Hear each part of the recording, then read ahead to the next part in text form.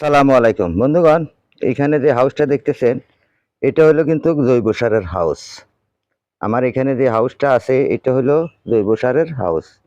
আমি জৈব সার কিভাবে তৈরি করতেছি সেটাই আমি আপনাদেরকে বলতেছি। আপনারা প্রথমে এরকম একটা হাউস তৈরি করে নেবেন, যেমনটি আমি নিজে তৈরি করে নিয়েছি। একটা হাউস তৈরি করে নিয়ে সেখানে আপনারা মুরগির বিষটা ডালবেন এবং কি গরুর গোবর দিবেন। এরপরে কিছু মাটি দিবেন, দিয়ে সেখানে পানি দিবেন। পানি দিয়ে কোদাল দিয়ে লাড়াচাড়া করে দিবেন এবং কি সবজির আমিষ এবং কি গাছের লতা পাতা এগুলো আনি এখানে রেখে দিবেন। রেখে দেওয়ার পর এগুলো পচে যাবে। এরপরে আবার আপনারা গোবর সার দিবেন কিংবা মুরগির বিষটা দিবেন। এইভাবে এইভাবে আপনারা দিবেন। এইভাবে দিয়ে এইভাবে লাড়াচাড়া দিয়ে দেখুন আমার এখানে নিচে সম্পূর্ণ জৈব সার তৈরি হয়ে গেছে। হাউসটা কিন্তু অনেক গভীর, এখন এটা ভর্তি হয়ে আসতেছে, কিন্তু এখান থেকে আমি নিয়ে আবার অন্য জায়গায় রেখে দিব, এখানে আবার ঢালবো। তাই এই হিসাবে আপনি 7 থেকে 8 মাস এইভাবে জৈব সার পচাইতে হবে।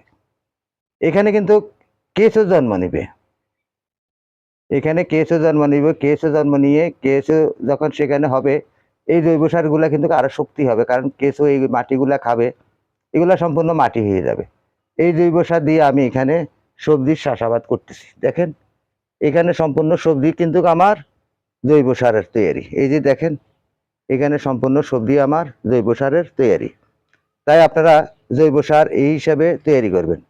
জৈব সার যদি আপনারা তৈরি করেন তাহলে কিন্তু এই জৈব সারের সবজিগুলা খেতে যেতটুকু ইন্টারেস্ট হবে, যেতটুকু সুস্বাদু হবে, কারণ এখানে ফার্মালিং কোনো রাসায়নিক সার টার দেওয়া হয়নি। তাই আপনারা এই হিসাবে জৈব সার তৈরি করি আপনারা চাষাবাদ করবেন। আশা করি সবাই বুঝতে পারতেছেন।